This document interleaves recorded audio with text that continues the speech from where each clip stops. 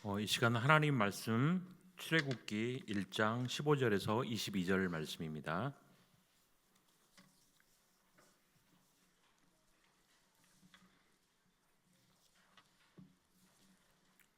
출애굽기 1장 15절에서 22절 말씀입니다. 제가 봉독하겠습니다. 애굽 왕이 히브리 산파 십부라라 하는 사람과 보아라 하는 사람에게 말하여 이르되 너희는 히브리 여인을 위하여 해산을 도울 때 그 자리를 살펴서 아들이거든 그를 죽이고 딸이거든 살려두라. 그러나 산파들이 하나님을 두려워하여 애굽 왕의 명령을 어기고 남자 아기들을 살린지라. 애굽 왕이 산파를 불러 그들에게 이르되 너희가 어찌하여 이같이 남자 아기들을 살렸느냐?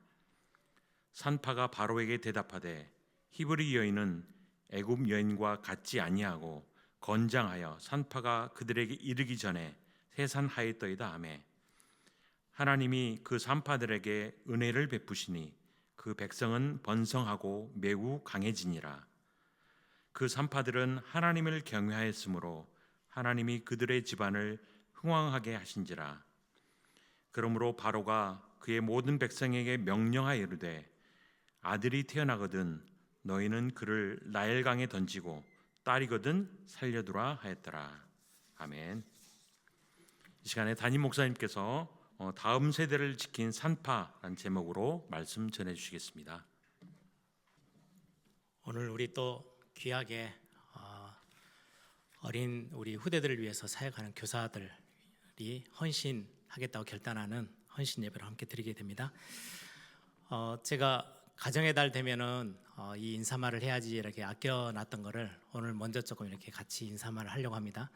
옆에 같이 얼굴 보시면서 대대로 복을 받으십시다. 한 번 더요. 대대로 복을 받으세요. 대대로 받는다는 말은 나 혼자 복을 받고 끝나는 게 아니고 우리 밑에 있는 자녀에게 또 그 밑에 자녀에게 대대로 복이 전달된다는 축복입니다. 여러분들 혼자 복을 다 받고 그냥 이렇게 배부르게 계시지 마시고 우리 자녀들도 복을 받는 꿈을 꾸시면서 같이 함께 오늘 또 말씀을 나눴으면 좋겠습니다. 보통 헌신 예배 이렇게 하면요, 이제 특히 교사 헌신 예배를 하면 보통 연초에 합니다. 이제 교사로 이제 부름 받아서 우리 한번 진짜 헌신 제대로 하겠습니다. 뭐 이렇게 하면서 결단도 하고 각오도 하는 시간으로 헌신 예배를 보통 연초에 해야 되는데 지금 11월 말 이제 거의 대부분 이번 연도가 다 끝나가는데 무슨 헌신 예배입니까? 이제 한 달 남았는데 그 말은 교사들이 저한테 협박을 하는 거예요. 지금 교사 모집하는 시간인데 목사님이 은혜를 끼쳐야 많은 교사가 이렇게 신청을 합니다. 그 말은 교사가 많이 신청이 안 되면 오늘 제가 설교를 잘 못했다는 말이 돼요. 그래서 여러분들이 표정이라도 은혜 받은 척 이렇게 해주셔야 제가 교사들한테 이렇게 더 많이 이렇게 힘들어지지 않습니다. 오늘 교사 선생님들이 연말에 11월 말 마지막 주 돼서 교사 헌신 예배 하는 거, 또 우리 교사 헌신 예배 한 번 더 있어요. 7월 초에 있죠. 여름 행사를 두고는 말 그대로 진짜 우리가 더운 여름이지만 헌신해서 사역들을 제대로 해보겠습니다. 그건 이제 좀 제대로 된 헌신 예배가 맞아요. 11월 달에 하는 거는 지금 우리 주보에도 나와 있죠. 새롭게 2025년도 교사로 헌신하실 분들 신청하세요. 이렇게 하고는 지금 헌신 예배를 하는 거예요. 그래서 여러분들 오늘 또 메시지 듣고 감동이 되신 분들은 곧바로 가서 신청서 좀 쓰시고 이렇게 교사로 같이 함께 띄워주시면 좋겠습니다. 먼저 기도 제목을 좀 같이 함께 나누고 싶은 거는 지금 우리가 세계복음화 전도협회와 이제 어느 정도 선을 긋고 우리가 이제 독단적으로 우리 독립적으로 우리 교회가 사역들을 이제 하나하나 정리해 가야 될 시간표예요. 이제까지는 많은 사역들을 위탁해서 했어요. 세계 청소년 수련회, 일단은 선교단체에서 사역들을 크게 아주 힘있게 해주니까 너무나도 많은 도움을 얻었죠.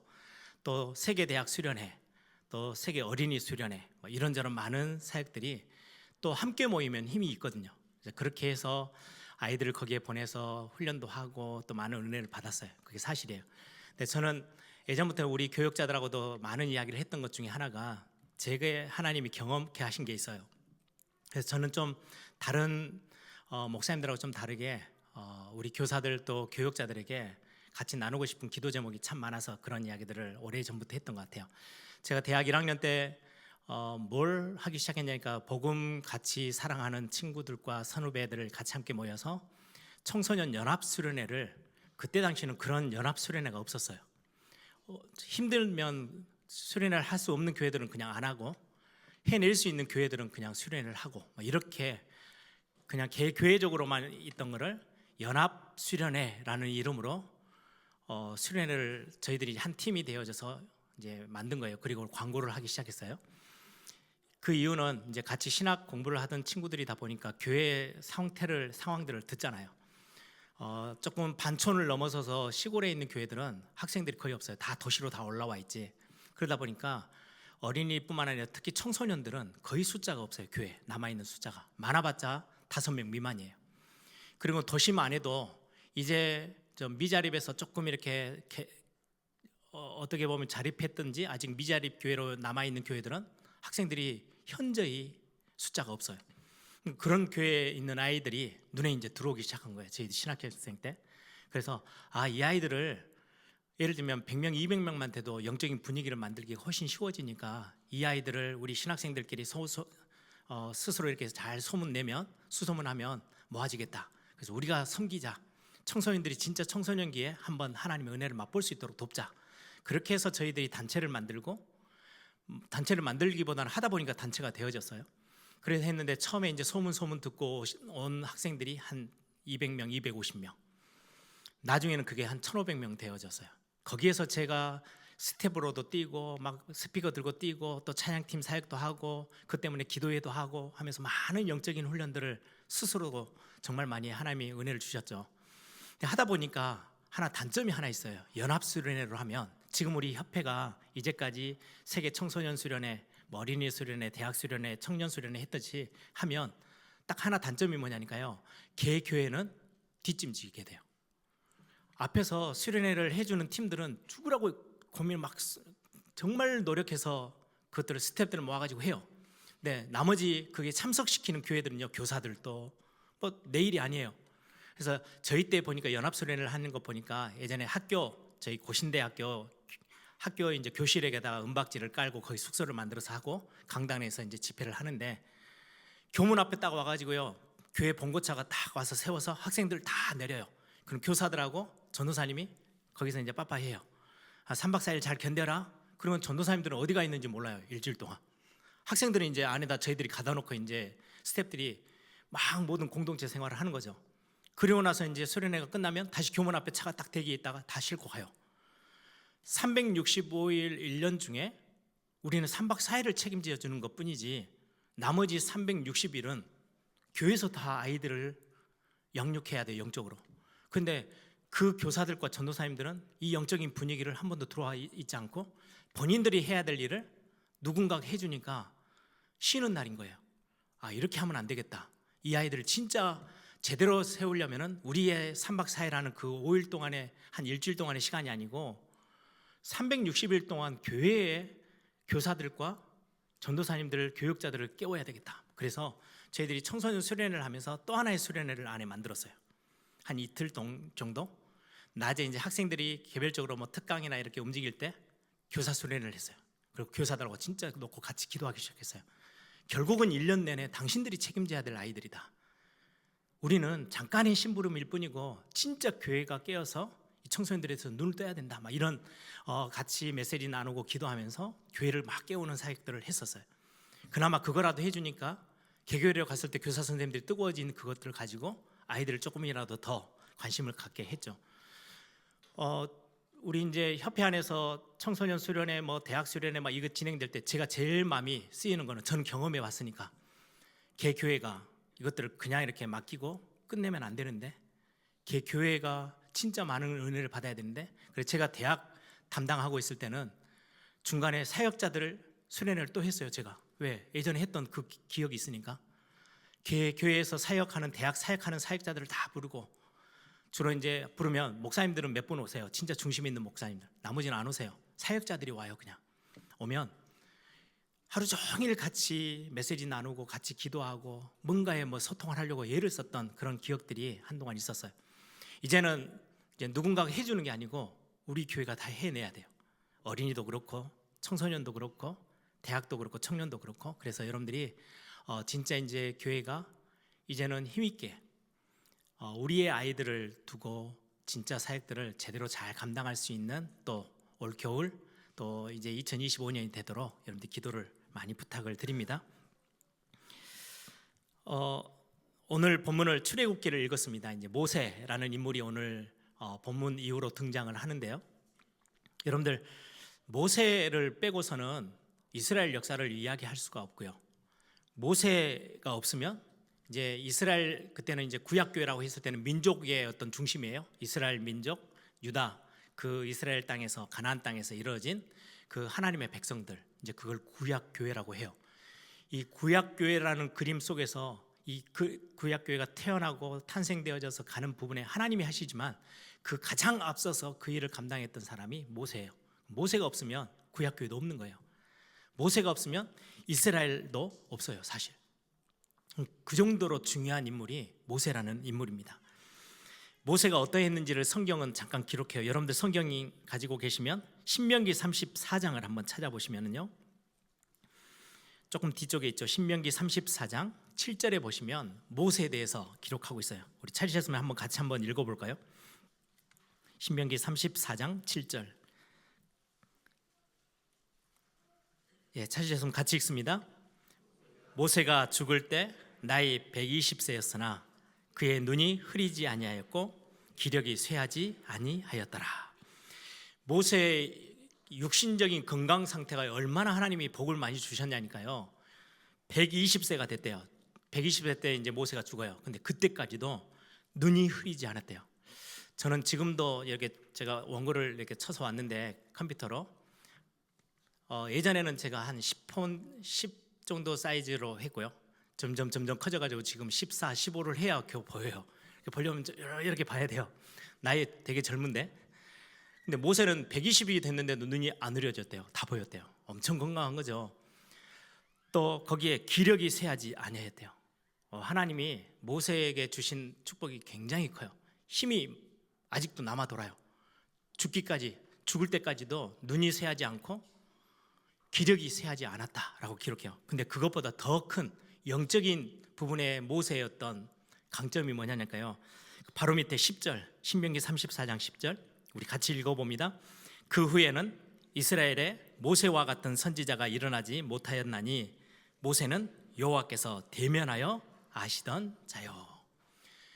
얼굴과 얼굴을 대면해서 소통하고 대화하고 하나님이 말씀하시고 모세가 듣고 모세가 기도하면 또 하나님 응답하시고 얼굴로 대면해서 하나님과 소통했던 사람은 모세가 유일해요. 그래서 이스라엘에 모세와 같은 선지자가 일어난 적이 없대요. 그렇게도 위대한 선지자 모세예요. 엄청난 지도자죠. 신약 성경에는요, 모세를 어느 정도로 높이냐니까요, 거의 예수님과 비교되어질 만큼의 위치예요. 변화산에서 모세와 엘리야와 예수님.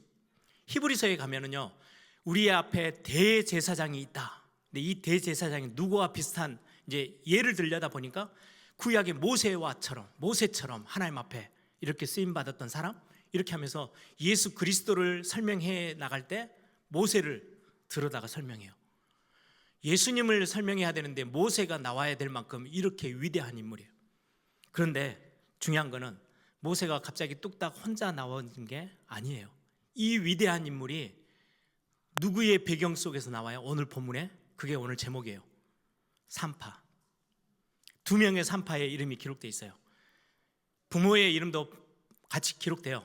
여러분, 저는 오늘 보면서 이제 부모님은 나중에 이제 다른 또 식의 말씀을 같이 나누게 되겠지만 오늘은 지금 교사 헌신 예배니까 교사를 두고 산파에 조금 더 집중을 할 겁니다.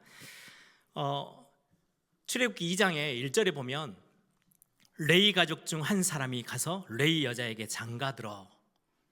그렇게 해놓고는 아버지 이름이 온데간데 없어요. 다 모세의 어머니 이름만 쫙 기록되어 있어요. 그것 보면 지금 많은 현대 학자들이 통계적으로 이야기한 게 있죠. 어머니의 관심이, 사랑을 듬뿍 받은 아이들이요, 정말 위대한 인물이 된대요. 거기에 비해서 똑같이 아버지의 무관심 속에 자란 아이들이 훨씬 또 엘리트와 아주 위대한 인물이 되어 있대요. 통계적으로 100%가 아니고 통계적으로. 그럼 아버지가 많이 이렇게 딱딱하고 경직되어 있는 아버지를 만나면 아이들이 힘들어한다는 거죠. 근데 아버지가 좀 많이 거리를 두면 아이들하고, 그래서 제가 나중에 결론적으로 이야기할 겁니다. 내 자식에겐 거리를 좀 두시고요, 남의 자식에겐 좀 가까이 가서 교사를 좀 하세요. 그러면 양쪽이 다 채워질 수 있어요. 교사는 안 하고 남의 자식은 저 먼데 해놓고 내 자식에게 너무 세게 강하게 막 이렇게 하면 아이들이 좀 힘들어해요. 그래서 내 자식에게는 조금 거리를 두고, 오늘 성경에도 아니 모세가 아버지 없이는 태어날 수가 없잖아요. 그런데 그것도 레위 가족 중 한 사람이 그래놓고는 아버지의 설명은 끝이에요.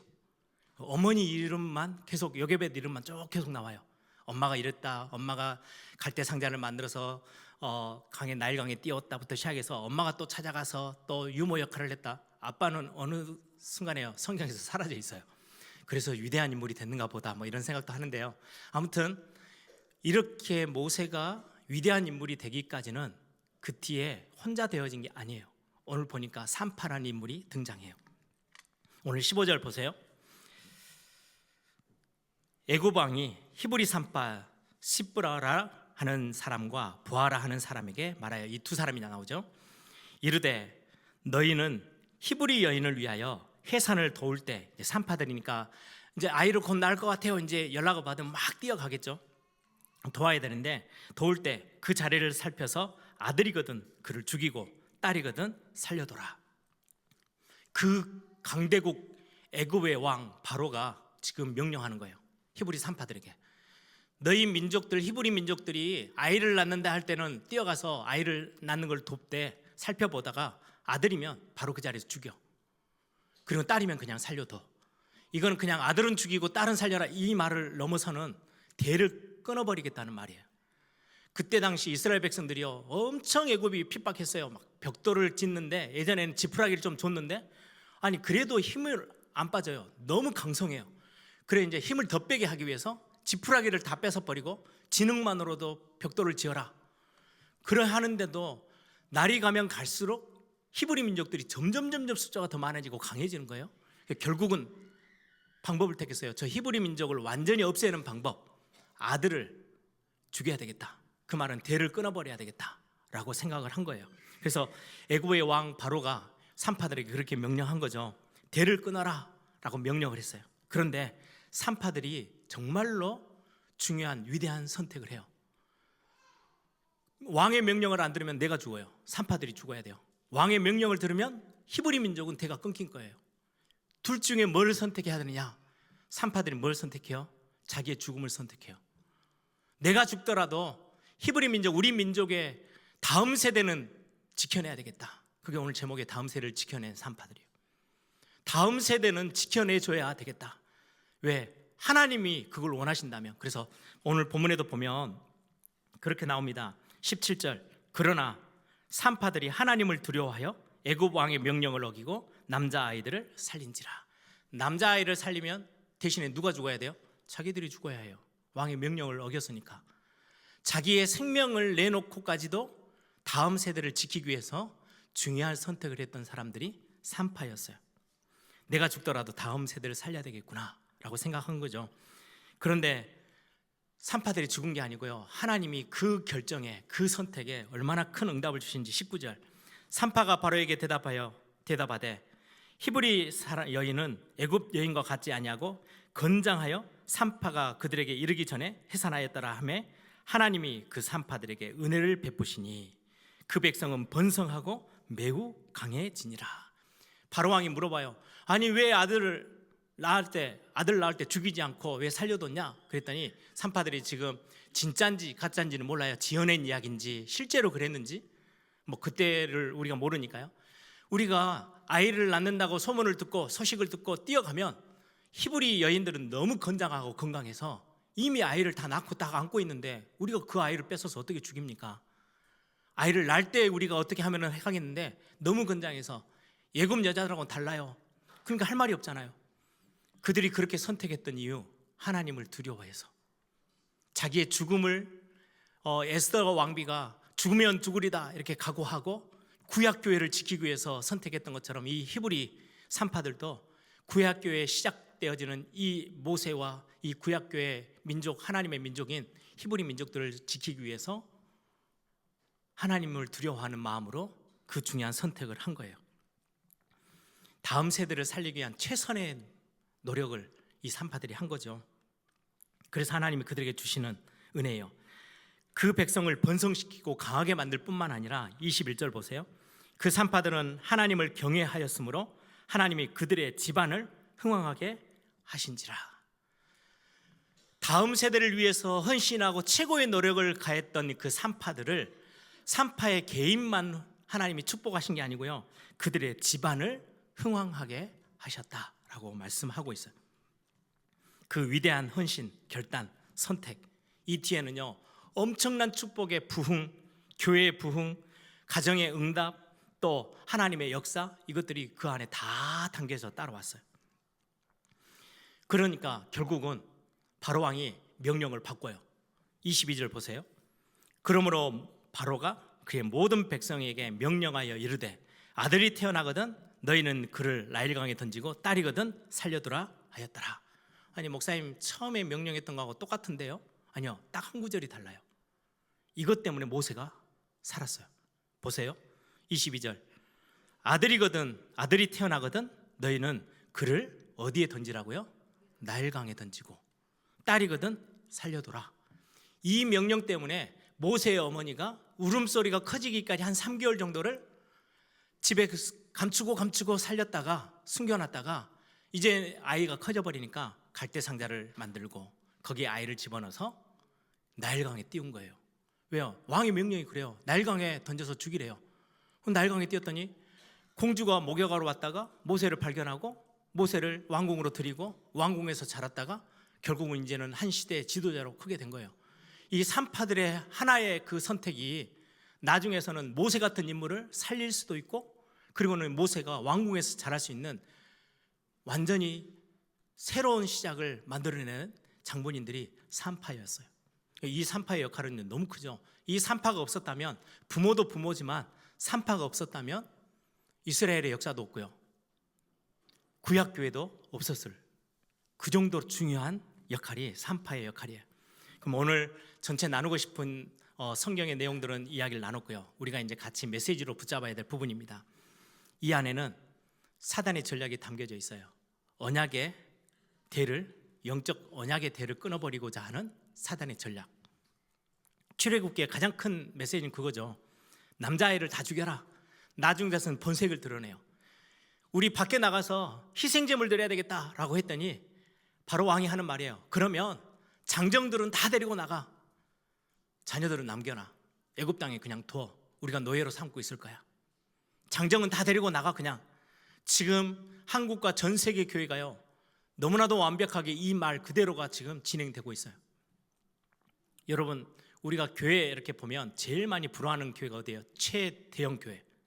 초대형으로 건물도 아주 멋지고 교회 안에 얼마나 멋지게 붕대 있고 막 화려한 건물을 가지고 있는 교회들을 참 부러워들 해요. 그런데요, 사단은 눈 하나 깜짝하지 않아요. 아무리 초대형이라도 다음 세대 아이들이 교회에 없으면요, 30년 50년만 지나면, 최대 100년만 지나면요, 그 교회는 문 닫아요. 유럽 교회가 그렇게 돼버렸어요. 교회가 크면 뭐 해요? 다음 세대가 없는데. 아니 이 집안은 막 어마어마한 몇 조 원 부자예요. 근데 자녀들이 없어요. 대를 이을 자녀가 없어요. 그럼 결국은 없어지는 거예요. 그 모든 물질이든 뭐든 다 없어지는 거예요. 이게 사단이 노리는 거예요. 다음 세대를 없애버리면 다 끝나요. 그래 어른들은 부흥도 하고 막 엄청나게 옆에 교회들이 막 부러워할 만큼 엄청난 큰 대형 교회가 돼도 괜찮아. 사단은 그냥 눈 하나 깜짝하지 않고요, 다 박수 쳐주고 있을 수 있어요. 몇 년만 지나면 그게 문 닫을 건데, 뭐 없어질 건데, 역사 속에. 이게 사단의 전략인 거예요. 현대 교회는 어떠합니까?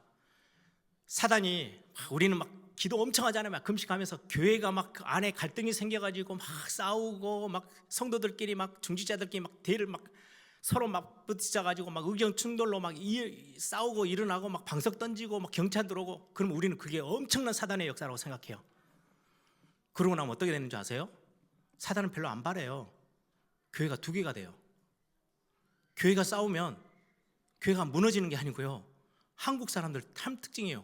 교회가 두 개로 나눠져서 두 개가 하나 더 생겨요. 또 싸우잖아요. 그럼 교회가 네 개 돼요. 사단이 원하는 게 그게 아니에요. 제일 완벽한 교회를 무너뜨리는 거, 싸움이 일어나는 것도 아니에요. 싸움을 건드리기도 하죠. 교회가 힘 빠지라고. 그건 힘 빠지는 수준에서 멈추지 교회가 없어지진 않아요. 교회가 더 늘어요, 숫자가. 교회가 싸우잖아요. 두 개, 세 개, 네 개 계속 늘어요. 미국 가면요, 교회가 얼마나 많이 싸우고, 어떤 교회는요, 모 교회가 하나 있어요. 바로 100m 안팎으로 한 7, 8개 교회가, 교역자가 거기서 뭔가 갈등해서 나와서 교회를 세워서 그 교회 성도들 또 빼가서 교회가 하나 세워져. 그 모교회 출신들로만 한 7, 8개 교회가 그 동네에 다 가득 차 있어요. 하나님이 보실 때는 손해볼 게 없어요. 교회가 그냥 다 여기저기 지역에 꽉 차 있어요. 사단이 원하는 거는 더 강한 거예요. 다음 세대, 우리 후대를 없애면 없어지는 거예요. 우리가 렘넌트 사역을 해야 되는 이유가 있어요. 어떤 분들은 목사님 렘넌트란 단어 안 쓰시면 안 됩니까? 여러분, 렘넌트란 단어는 구약 성경에서 가장 중요한 신학적인 용어예요. 한국말로 남은 자. 이거는 그리스도로부터 시작했던 복음 가진 사람들, 구약교회의 이론들을 보고 남은 자라고 해요. 이걸 영어로 바꾼 단어예요. 그래서 이거는 성경 안에서 나온 단어이기 때문에 우리가 그것 때문에 다른 사람들의 말이 무서워서 포기할 필요는 없어요. 예를 들면 다락방, 이거는 선택의 여지가 있는 단어예요. 우리가 한 단체의 이름, 전도운동의 이름을 붙이려다 보니까 그 단어를 선택해서 우리는 그거 바꾸면 돼요. 그렇다고 전도운동 안 되어지는 게 아니니까. 근데 성경 안에 있는, 예를 들어서 천국, 이 단어가 불신자들이 너무 싫어해. 그럼 바꿀 겁니까? 성경에 있는 단어를 성경에 있는 단어로 써야지. 그래서 저는 그거에 대해서는 별로 겁이 없어요. 렘넌트 운동은 우리 남은 자의 운동 중에 우리의 다음 세대를 두고 하는 운동들이에요. 아무튼 이 다음 세대를 세우는 이 사역이 사단에 어떻게 보면 정면으로 도전해서 우리가 진짜 중요한 교회를 세우는 그런 어떤 사역이기도 하죠. 여러분, 지금 한국의 큰 교단, 합동, 통합, 고신 이런 교단들에 보면 통계적으로 주일학교가 70%가 없어요. 교회 안에 주일학교 예배가 없어요. 모이지를 못하는 거예요. 왜? 숫자가 없어요, 일단은. 그래서 저는 부탁드리는 거예요. 예전에도 한번 제가 쑥 지나가면서 이야기를 좀 드렸어요. 아이를 낳고 결혼해서 아이를 키우는 거는 진짜 복 중에 복이에요. 목사님, 우리 가정에는 이러저러 이유 때문에 아이가 잘 안 생겨요. 예, 의학적인 도움을 얻어서라도 도전해 볼 수 있을 만큼은 도전하는 게 저는 성경적이고 그게 하나님 앞에서의 우리가 받은, 그래도 안 생기면 감사하고 살아야죠. 당연하죠. 그거는 억지로 하라는 말이 아니에요. 최선의 노력과 최선의 도전들을, 왜? 다음 세대를 두고 기도 제목이 있으니까. 그런 부분들을 통해서 우리가 하지만은 지금 주일학교가 70%예요. 청년들은요 80% 없어요. 청년국이 있고 청년 대학부 청년부가 있는 교회가요 20%도 안 돼요. 대형 교회들이 교단 안에 이 정도로 지금 위기를 만난 게 한국 교회예요. 특별히 코로나 이후로 굉장히 심각해졌어요. 많은 교회들이 이야기를 해요. 이제 조금 작은 미자립 교회들이나 이런 교회들은 정말 많이 힘들었거든요. 코로나 시기에, 팬데믹 때. 근데 어느 정도 중형 교회, 이렇게 안정되어 있는 교회들은요 헌금이 그렇게 많이 줄지 않았어요. 인터넷으로 예배하면서 헌금할 건 다 하는 거예요. 시대가 그렇게 되니까. 교회 많은 지표가 우리 교회는 그래도 안정적이네. 그걸 뭘로 평가해요? 어른들 예배하는 숫자, 그리고는 헌금 나오는 거 보면서 우리 교회 그래도 어려운 시기를 잘 버텼네. 그런데 그 지표 안에는요 대학 청년들의 숫자가, 청소년들의 숫자가 안 들어가 있어요. 왠지 아세요? 그들은 헌금을 안 해요. 헌금 1,000원, 2,000원, 3,000원 하면요 커피는 10,000원짜리 먹어요. 근데 헌금은 2,000원, 3,000원밖에 안 해요. 그러니까 교회 안에 표가 안 나는 거예요. 이게 숫자가 많아져도 헌금이 별로 득이 안 되고, 숫자가 적어져도 별로 표가 안 나요. 그러다 보니까 교회가 실제적으로 이렇게 눈에 보여지는 지표를 보면서 이 교회가 지금 우리 교회가 붕됐다 안 됐다 이거 평가에 청년 대학생들, 청소년들의 숫자가요 그렇게 많이 영향을 못 지키고 있는 게 실제 모습이에요. 그러다 보니까 놓쳐버리는 거죠. 많은 교회들이 지금 젊은이들이 교회를 코로나 이후로 현저히 떨어지고 있거든요. 현재 교회를 안 와요. 어른들은 와요. 어른들은 살아남아가지고 오는데 팬데믹이 딱 끝나고 나니까요 청소년들하고 어린이들은 그래도 부모가 데리고 오니까 대학 청년들은요 어디로 사라졌는지 다 숨어버렸어요. 이게 지금의 현재 모습들이에요. 예배당 건축이 중요하냐? 예, 중요해요. 우리가 예배의 어떤 영적인 삶의 터전을 만드는 거기 때문에 굉장히 중요하지만 눈에 보이지 않는 우리 다음 세대를 지켜내는 거, 그래서 우리 오늘 선택했던 산파들의 모습은, 헌신은 너무나도 중요한 부분이에요. 아이들의 문화를 좀 볼까요?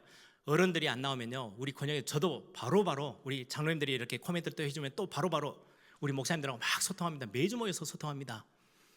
교회 안 나오신 분들 있으면 신방이라도 해야 돼, 또 가야 돼, 찾아가야 돼, 연락이라도 해야 돼, 문자 보내야 돼, 뭐 다 해요. 어른들은요, 안 나오면 신방 와요.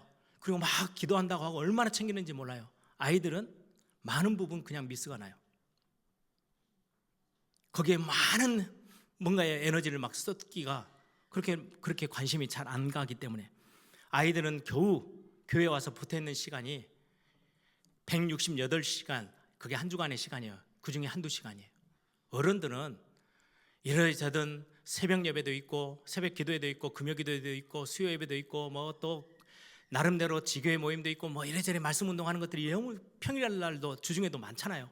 아이들은 학교에 들어가면 거의 그 세상 문화 속에 그냥 있어요. 겨우 교회에서 빼내면 토요일 날 조금, 주일 날 조금, 이 시간밖에 없는 거예요.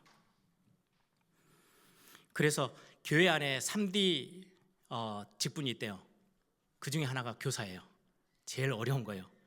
그래서 사실은 교사 되면은 아까도 말씀드렸던 것처럼 남의 자식 교육하는 게 제일 힘들거든요. 사실은 내 자식도 힘든데 남의 자식까지, 특히 우리 아까 찬양인도 했던 우리 최고야 전사님이 맡고 있는 중등부는요, 이 아이들은 지금 얼마나 이게 감각이 전혀 안 돼요. 진짜 이 아이들하고 통한다는 건요, 기적 중에 기적이에요. 야, 너희들 예배하는데 너무 막 시끄럽게 떠드니까, 야, 왜 이렇게 너희들 산만해? 그럼 애들이 뭐라 하는 줄 아세요? 네, 우리 산만해요. 말이 전혀 안 통하는 애들이 앉아서 예배한다고 앉아 있는 게 기적이에요. 사실은 정말 남의 아이들을 어떻게든지 이렇게 말 듣게 해서 말씀 듣게 하려고 하는 거예요. 진짜 어려워요. 또 하나는요, 돈이 많이 들어요. 희한하죠. 집에서 엄마 아빠에게는요, 피자 사줘 그러면요, 10,000원에 2개, 뭐 요즘 10,000원에 2개도 없고, 제일 싼 거 사도요 집에서 애들이 뭐라 안 해요. 근데 전도사님이, 선생님들이, 교사가 아이들 데리고 가서 한 3-4명 데리고 가서, 요즘은 예전처럼 무슨 조그마한 과자 하나 먹고 끝나는 게 아니고요, 붕어빵 주면요 따라가지도 않아요. 주로 요구하는 거 피자, 통닭, 그것도 다 1인 하나씩. 그러니까 선생님이 아이들 데리고 뭘로 하려면요 돈이 많이 들어요. 근데 아무도 안 알아줘요. 그래서 보통 한 4-5명 데리고 가서 무슨 밥을 뭐 피자를 사주려 한다? 돈 10만 원 들어가요. 그걸 누가 대줘요? 교사들이 그거 헌신하면서 다 하고 있는 거예요. 그렇다 해서 누가 알아주는 것도 없어요. 학교 가면 선생님들에게는 우리 부모님들이 얼마나 굽신굽신하고 내 자녀 챙겨 달라고, 요즘은 학원 선생님들에게까지 얼마나 열심히 하는지 모르는데 교회 교사에게는요 아무 관심이 없어요. 여러분들 이제 뭐 우리 스승의 날이 이미 지나왔기 때문에 또 다음번 스승의 날까지 기억이 안 될 거기 때문에, 여러분들 교회 교사에게 뭐 조그마한 커피 먹으라고 한 10,000원, 20,000원 이렇게 카드 하나 줘도요, 선생님들한테는 엄청난 힘이 되는 거예요. 그게 부모님들은 잘 몰라요. 교회 안에 있는 교사들은 아무도 알아주지 않아요. 근데 진짜 하려고 하면 정말 많은 시간이 들고 많은 돈이 들어요. 그래서 3D 직종이에요. 또 아침 일찍 불러내요. 교사들이 얼마나 일찍 나와야 되는지 몰라요. 그런데 이 교사들이 있어서 교회가 세워져 가는 거고 미래가 만들어져 가요. 한 번은 얼마 전이죠. 제가 이제 잠깐 우리 여기 계신 위장로님하고 이렇게 제가 잠깐 이렇게 대화를 하는 시간이 있는데 재밌는 이야기를 잠깐 하시더라고요. 목사님, 제가 목사님 때문에 성경을 진짜로 열심히 읽기 시작했어요. 아니 무슨 말이에요? 그랬더니 총각 때 우리 교회 오셨다가 원로 목사님이 가서 이제 청년회 때 저 아이들 교사 좀 하세요. 얼떨결에 가가지고 공과 공부 책 받아가지고 이제 했는데 우리 반 교사 분이셨어요. 근데 뭐 설명하다 보니까 이제 성경 다 모르잖아요. 뭐 예를 들면 모세 이야기인데 한참 다윗으로 막 이야기하니까 제가 그러더래요. 선생님 그거 아닌데요. 다윗 아니고 모세인데요. 그게 얼마나 그 장로 입장에서는 저 젊었을 때 이제 신앙생활을 한 지 얼마 안 됐는데 그게 너무 창피하기도 해서 그때부터 성경을 막 엄청 읽기 시작했대요. 그래서 목사님 때문에 성경을 읽었습니다. 그러시는데 그랬던 저가, 그럼 그때가 제가 중학교 때나 됐을 건데요. 완전히 저도 지금의 중학교 1학년 2학년처럼 정신없으니까 그런 이야기를 했겠죠. 근데 그 아이가 커서 지금 교회 앞에 서 있어요. 이게 교사들이 해주었던 다음 세대를 준비하는 역할들이에요. 저는 항상 교회 앞에 딱 서면 저를 맡았던 선생님들, 장로님들, 또 우리 교사로 뛰었던 권사님들 제 눈에 이렇게 훤해요. 그분들이 있었기 때문에 제가 이 자리에 서 있는 거예요. 이게 모세 혼자 설 수 있는 일은 하나도 없어요. 그 밑에 반드시 어마어마한 영적인 배경들이 있었어요.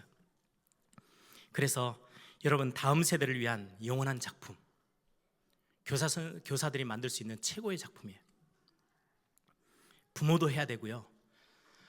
내 자식을 진짜로 내가 영적인 열매를 못 모았는데, 할머니들은 할아버지들은 할 수 있어요. 이제는 내 자식은 말을 안 듣는데요, 손주들은요 여러분들 도울 수 있어요. 그래서 원래 막 일을 하다 보면 젊은 부부들이요 자기 자식들을 챙기는 걸요 훨씬 어려워해요. 할머니 할아버지 되면 훨씬 많은 에너지를 쏟아서 아이들에게 영적인 교육을 시킬 수 있어요. 아이가 변화되면요, 내 자식은 부모가 바꾸지 못하는데요, 손주들은 자기 엄마 아빠를 바꿔요. 신앙생활도 시킬 수 있어요. 이게 얼마나 참 대단한 하나님의 역사 속에 있는지. 그래서 여러분들, 할머니 할아버지 나는 이제 할 일 다 끝났어가 아니고, 여러분들 손주들 두고요 진짜 기도하시면서 그 아이들을 신앙적으로 키우기 시작하면 여러분들의 자녀들까지도 바꿀 수 있어요. 자녀들은 내 말 안 듣거든요, 커버리면. 근데 어느 날 자기 자식 말은 또 들어요. 그래서 신앙생활을 또 할 수 있어요. 그래서 여러분들이, 우리 조부모님들은 포기하지 마시고 여러분 손주들을 붙잡고라도 기도하시면서 영적으로 양육해 주셔야 해요. 모세 같은 인물 한 명만 나와도 구약교회를 바꿔낼 수 있어요. 모세 같은 인물 한 명만 나면 국가도 바꾸고 시대를 바꾸는 거예요. 그 역할이 누구의 손에 달려 있어요? 오늘 본문에 보니까 산파가 아주 작은 일처럼 보였지만 아니요, 모세 같은 인물 한 명을 낸 거예요. 우리 에일교회가 계속해서 사역을 해가는 중에 나는 그냥 가서 아이들 줄만 세웠는데요, 나는 교사 가르칠 능력이 없어서 교사하면서 보조교사하면서 헌금 바구니 아이들 헌금위원들에게 나눠주는 그것밖에 한 게 없는데요, 아이들 문 앞에서 그냥 인사해주고 손 한번 흔들어주는 것밖에 없는데, 그게 나중에 모세 같은 인물을 만들어내는 귀한 역할인 거예요. 그래서 여러분들이 2025년을 생각하시면서 또 중요한 오늘 3파의 이 사역들을 여러분들이 마음에 담고, 교사라는 사역이 정말 어렵지만 너무 소중한 사역이고 시대를 움직이고 바꿀 수 있는 사역이구나 라고 마음을 담고 우리의 기도를 담는 그런 시간이기를 소망합니다. 우리 한번 다 같이 한번 기도하십시다. 한번 우리 마음에 담고, 정말 우리 교사로 세워져서 이 사역들을 하는 게 쉬운 사역이 아니에요. 오죽하면 많은 사람들이 교회 안에 3D 업 중에 하나라고 말할 만큼 참 힘든, 힘에 겨운 사역이지만, 아니요, 교사들이 있었기에 이름도 없이 빛도 없이 산파들은 뭘 했어요? 성경에 잠깐 기록하고 말았는데, 그럼에도 불구하고 그들의 수고가 모세 같은 인물을 만들고, 모세 때문에 구약교회가 세워지고, 모세 때문에 하나님 나라의 확장이 일어나기 시작했던 그 위대한 사역, 위대한 선택, 위대한 결단, 위대한 헌신, 그게 산파들의 다음 세대를 위한 사역이었어요. 하나님, 우리 2025년 또 2024년 이제까지 수십 년 교사로 헌신하며 이름도 없이 빛도 없이 뛰었던 그 교사들, 오늘 말씀대로 그들에게 하나님이 은혜를 베푸시고 그 모든 집안을 흥왕케 하시고 그들 때문에 교회가 든든히 세워지고 다음 세대가 지켜지는 그런 응답으로 하나님 우리 교사들을 축복하시고, 또 2025년 우리가 더 힘있게 이 다음 세대 사역들을 감당하게 하옵소서. 우리 한번 다 같이 한번 통성으로 함께 기도합니다. 주님 감사합니다.